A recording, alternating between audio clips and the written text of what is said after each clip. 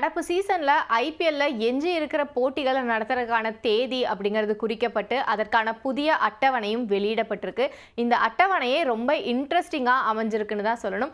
அப்படி இந்த புதிய அட்டவணையில் என்னென்னலாம் வித்தியாசமா இருக்கு அப்படிங்கிறதான் இப்போ நம்ம பார்க்க போறோம். ஏற்கனவே நமக்கு தெரியும் 10 அணிகள் இந்த போட்டியில் விளையாடுறாங்க. அதனால 10 இடங்கள்ல போட்டிகள் நடத்தப்பட்டது. ஆனா இந்த புதிய அட்டவணையின்படி பார்த்தோம் அப்படின்னா 6 இடங்களா வென்யூ குறைக்கப்பட்டிருக்கு. இதனால யாரு பாதிக்கப்பட்டாங்களோ இல்லையோ நிச்சயமா சென்னை ரசிகர்கள் பாதிக்கப்பட்டிருக்காங்க. ஏன்னா சென்னையை பொறுத்த வரைக்கும் அவங்களுக்கு ஒரே ஒரு ஹோம் கிரவுண்ட் மேட்ச் மட்டும் தான் எஞ்சி இருந்தது. அந்த போட்டி ராஜஸ்தான் ராயல்ஸ்க்கு எதிராக அவங்க விளையாட வேண்டியதா இருந்தது. இப்ப அந்த போட்டியானது மாற்றப்பட்டு டெல்லியில நடக்க போறதா அறிவிச்சிருக்காங்க. ஏன்னா அதற்கு முன்னாடி, அதாவது இந்த போட்டி 20ஆம் தேதி நடக்குது, அதற்கு முன்னாடி 18ஆம் தேதியும் ஒரு போட்டியில ராஜஸ்தான் அணி விளையாடுறாங்க. அதை முடிச்சுட்டு அவங்க இங்க டிராவல் பண்ணி 20ஆம் தேதி விளையாடணும் அப்படின்னா அவங்களுக்கு கம்மியான டைம் தான் இருக்கு அப்படிங்கிறத மனசுல வச்சுதான் போட்டியை டெல்லிக்கு மாத்தி இருக்காங்க. அதனால சென்னை ரசிகர்களை பொறுத்த வரைக்கும் மகேந்திர சிங் தோனியை இதுக்கு அப்புறமா அடுத்த வருஷம் தான் சேப்பாக்கம் மைதானத்துல பார்க்க முடியும். இதை தாண்டி இந்த முதல் போட்டி அப்படிங்கிறது மே 17ஆம் தேதி நடக்க இருக்கு. சனிக்கிழமை நடக்கிற இந்த போட்டியில பார்த்தோம் அப்படின்னா ஆர்சிபி கேகேஆர் அணிகள் பலப்பரீட்சை நடத்த இருக்காங்க. இந்த சீசன் ஆரம்பிக்கும் போதும் இதே 2 அணிகள் தான் பலப்பரீட்சை நடத்தினாங்க. ஒரே ஒரு வித்தியாசம் என்ன அப்படின்னு பார்த்தோம்னா அந்த போட்டி கொல்கத்தால நடந்தது. இப்போ புதிய அட்டவணையில் வெளியாகிற போட்டி அப்படிங்கிறது ஆர்சிபிக்காக நடக்கிறதுனால அது பெங்களூருல விளையாட இருக்காங்க. இதை தாண்டி இன்னும் சில முக்கியமான விஷயங்கள் என்ன அப்படின்னு பார்த்தோம்னா கடைசியா இந்த ஃபர்ஸ்ட் ஸ்கெடியூல்ல நடந்த போட்டி அப்படின்னு பார்த்தோம்னா பஞ்சாப் அதுக்கப்புறம் டெல்லி மோதின போட்டி தான். அதுதான் பாதியிலேயே நிறுத்தப்பட்டிருந்தது. நம்ம ஏற்கனவே இதை பத்தி கூட சொல்லியிருந்தோம். அந்த போட்டி கணக்கில் எடுத்துக்கொள்ளப்படாம மறுபடியும் ஃபர்ஸ்ட்ல இருந்து தான் அந்த போட்டியை நடத்துவாங்க அப்படின்னு. அது இந்த ஐபிஎல் அட்டவணையிலையுமே வெளியாகி இருக்கு.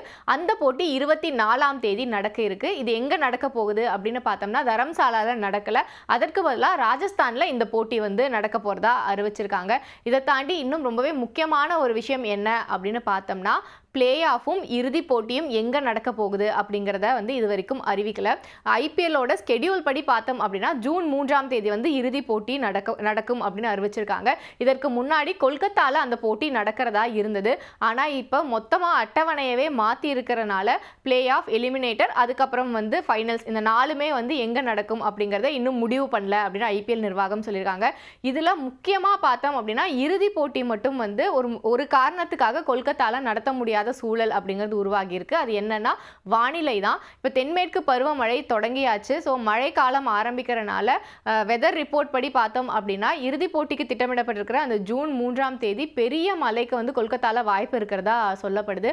அதனால இந்த போட்டியை அகமதாபாத்துக்கு மாற்றலாமா அப்படிங்கிற ஒரு யோசனையில் ஐபிஎல் நிர்வாகம் இருக்கிறதா சொல்லப்படுது. இல்லை வேற ஏதாவது வென்யூ வச்சுக்கலாமா, இல்லை வெதர் சேஞ்சஸ் வந்தால் அதுக்கேற்ற மாதிரி முடிவு பண்ணிக்கலாமா அப்படிங்கிற நிறைய டிஸ்கஷன்ஸ் போயிட்டு இருக்கு. சரி, அப்போ பிளே ஆஃபோட வென்யூஸ் ஏன் டிசைட் பண்ணல அப்படின்னு பார்த்தோம்னா லீக் போட்டிகள் முடிஞ்சு பிளே ஆஃப்க்கும் நடுவில் ஒரே ஒரு நாள் கேப் மட்டும்தான் இருக்கு.